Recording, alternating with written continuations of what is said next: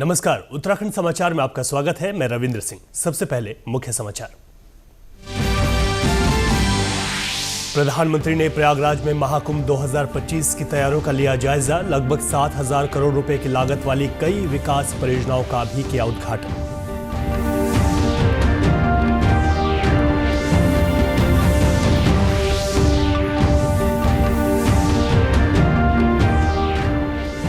मुख्यमंत्री पुष्कर सिंह धामी ने कहा, उत्तराखंड में होने वाले राष्ट्रीय खेल होंगे ऐतिहासिक। नई टिहरी में आयोजित राष्ट्रीय वाटर स्पोर्ट्स प्रतियोगिता के विजेताओं को भी किया सम्मानित।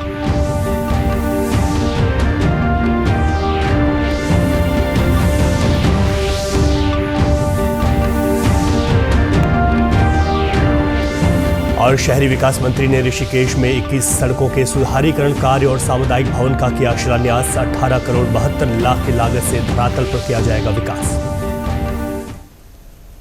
आप समाचार विस्तार से। प्रधानमंत्री नरेंद्र मोदी ने आज तीर्थराज प्रयागराज की पावन धरा पर त्रिवेणी संगम में पूजा अर्चना कर महाकुंभ 2025 के सफल आयोजन की कामना की। प्रधानमंत्री ने महाकुंभ 2025 का औपचारिक उद्घाटन किया, जो आधिकारिक रूप से अगले वर्ष 13 जनवरी से शुरू होगा। इस दौरान उन्होंने लगभग 7,000 करोड़ रुपए की महाकुंभ परियोजनाओं का उद्घाटन भी किया। प्रयागराज पहुंचने पर प्रधानमंत्री ने वहां पूजा अर्चना की। उन्होंने संगम नोज, अक्षय वट वृक्ष, हनुमान मंदिर और सरस्वती कूप के दर्शन भी किए। उन्होंने कुंभ की तैयारियों का निरीक्षण करने के लिए संगम क्षेत्र में क्रूज से यात्रा भी की। आपको बता दें कि इस कुंभ में भक्तों के लिए क्रूज सेवाएं उपलब्ध रहेंगी। इसके साथ ही प्रधानमंत्री ने महाकुंभ प्रदर्शनी स्थल का भी अवलोकन किया। श्री मोदी ने प्रमुख मंदिर गलियारों का भी उद्घाटन किया, जिनमें भारद्वाज आश्रम गलियारा, श्रृंगवेरपुर धाम गलियारा, अक्षयवट गलियारा और हनुमान मंदिर गलियारा शामिल हैं। मुख्यमंत्री पुष्कर सिंह धामी ने कहा कि उत्तराखंड में होने वाले राष्ट्रीय खेल न केवल ऐतिहासिक होंगे, बल्कि खेल के क्षेत्र में राज्य को पहचान दिलाएंगे। नई टिहरी में आयोजित 3 दिवसीय 38वें राष्ट्रीय वाटर स्पोर्ट्स प्रतियोगिता के समापन पर आज मुख्यमंत्री ने यह बात कही। उन्होंने कहा कि राष्ट्रीय खेल ग्रीन स्पोर्ट्स की थीम पर आधारित होगा। प्लास्टिक यूज हो, कम से कम पॉलिथीन यूज हो, इस प्रकार के सारे क्रम हम करने जा रहे हैं। मुझे पूरा विश्वास है कि राष्ट्रीय खेलों का आयोजन हमारे प्रदेश के युवाओं में एक नई ऊर्जा, नए उत्साह का संचार करेगा, उनके अंदर आगे आने की भावना को जागृत करेगा। साथ ही इसके माध्यम से हम खेल इंफ्रास्ट्रक्चर को भी और अधिक मजबूत बना सकेंगे, क्योंकि जगह जगह पर प्रतियोगिताएं होनी है। जहां भी प्रतियोगिताएं हो रही हैं, वहां पर खेल का इंफ्रास्ट्रक्चर बनाया जा रहा है। मैं आप सभी के माध्यम से प्रदेश की जनता से भी ये वादा करता हूं कि इस बार के राष्ट्रीय खेल न केवल ऐतिहासिक होंगे, बल्कि खेलों के क्षेत्र में जो उत्तराखंड की साख है, उसको भी विश्व स्तरीय रूप देने में सफल रहेंगे। क्योंकि हमने जो भी आयोजन किए हैं, हमारे इसी टिहरी जनपद को। मुख्यमंत्री ने राष्ट्रीय वाटर स्पोर्ट्स प्रतियोगिता के विजेताओं को सम्मानित किया। उन्होंने कहा कि पिछले 3 सालों से लगातार वाटर स्पोर्ट्स का आयोजन किया जा रहा है और आने वाले समय में भी इस तरह के आयोजन को और बढ़ावा दिया जाएगा। ऋषिकेश में क्षेत्रीय विधायक और कैबिनेट मंत्री डॉक्टर प्रेमचंद अग्रवाल ने अवस्थापना विकास निधि योजना के तहत नगर निगम ऋषिकेश की 21 सड़कों के सुधारीकरण कार्य का शिलान्यास किया, जिसकी अनुमानित लागत 18 करोड़ 72 लाख रुपए है। इसके साथ ही उन्होंने सामुदायिक भवन का भी शिलान्यास किया। इस अवसर पर उन्होंने कहा कि इन तमाम योजनाओं के शिलान्यास के बाद जल्द ही इन योजनाओं को धरातल पर उतारा जाएगा। आप जानते हैं ऋषिकेश जो हमारी तीर्थ नगरी है और 17 वर्ष से लगातार इस ऋषिकेश विधानसभा क्षेत्र के लिए एक विधायक होने के नाते अनेकों विकास कार्य मेरे द्वारा यहाँ किए गए हैं, मेरी सरकार के द्वारा किए गए हैं। जिस समय यहाँ पे बहुत सारी आवश्यकताएं होती हैं, चाहे हमें राज्य योजना से करने की बात हो, जिला योजना से करने की बात हो, विधायक निधि से करने की बात हो, और चूँकि शहरी विकास मंत्री होने के नाते मेरे पास एक अखंड, जिसे हम अवस्थापना निधि बोलते हैं, उससे भी मैंने यहाँ पे लगभग 19 करोड़ रुपए देने का काम किया पिछले दिनों, और जिसमें लगभग 22 योजनाओं का यहाँ पे आज उन योजनाओं का शिलान्यास किया है, भूमि पूजन किया है। बहुत जल्द उन सभी कामों को हम शुरू कराएंगे। मुख्यमंत्री स्वरोजगार योजना पहाड़ के कई काश्तकारों और पशुपालकों के लिए वरदान साबित हो रही है। रुद्रप्रयाग जनपद मुख्यालय से 18 किलोमीटर दूर गोएफेड गांव के सैन सिंह इस योजना का लाभ लेकर अपने घर में न केवल अच्छी खासी आमदनी कर रहे हैं बल्कि गांव में 4 अन्य महिलाओं को भी रोजगार दे रहे हैं। सैन सिंह ने वर्ष 2021 में मुख्यमंत्री स्वरोजगार योजना का लाभ लेकर डेयरी व्यवसाय आरंभ किया, जिसके बाद साल दर साल उनका कारोबार बढ़ता चला गया। आज उनके पास करीब 10 गाय हैं। वह हर दिन 100 लीटर से अधिक दूध रुद्रप्रयाग बाजार में बेचते हैं। साथ ही दही, मट्ठा, पनीर आदि भी बनाकर बेचते हैं।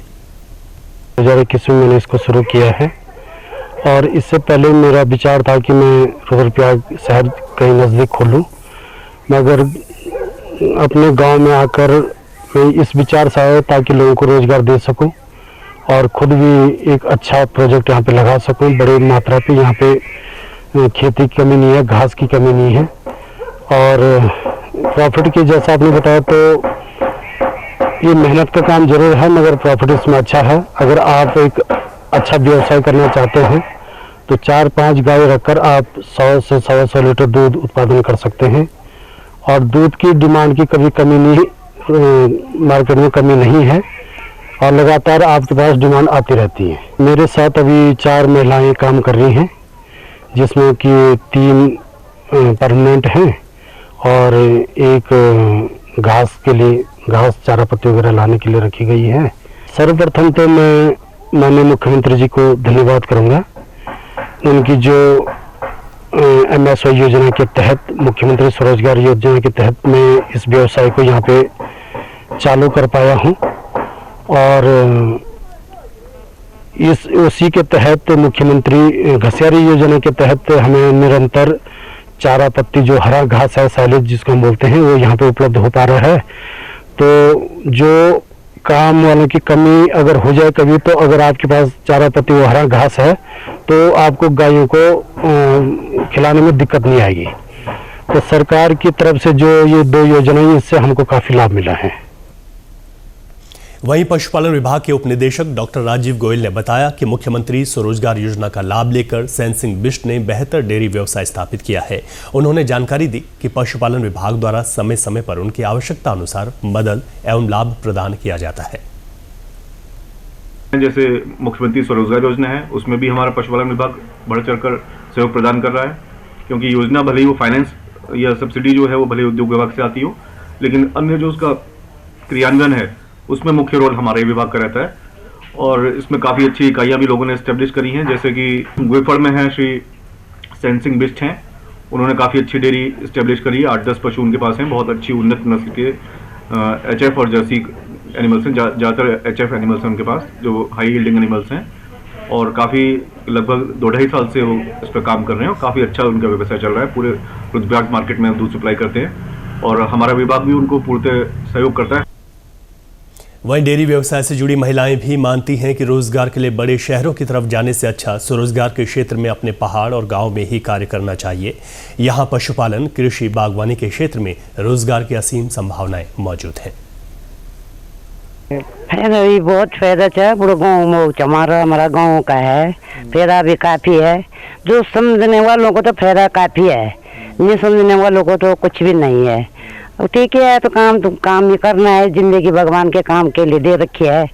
सब पे हाथ पाँव आके सब काम करना ही है। पहले हमारे खेती बाड़ी कितने करते थे, क्या हम आम गाय को नहलाते हैं, दूध निकालते हैं, गोबर निकालते हैं, झाड़ू मारते हैं और बर्तन धोते हैं, दूध पैक करते हैं और गाड़ी में छोड़ने जाते हैं।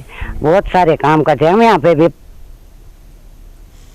देहरादून में अब आम जनता के सुझाव लेकर ही सड़कों की खुदाई की जाएगी। जिलाधिकारी देहरादून सविन बंसल ने बताया कि सड़कों की खुदाई करने से पहले आम जनता के साथ बैठक होगी। इसके लिए सार्वजनिक सूचना जारी की जाएगी। इस बैठक से मिले सुझाव के आधार पर सड़कों की खुदाई की जाएगी। उन्होंने कहा कि सड़कों की खुदाई के कारण आम जनता को परेशानी होती है, इसको देखते हुए यह निर्णय लिया गया है।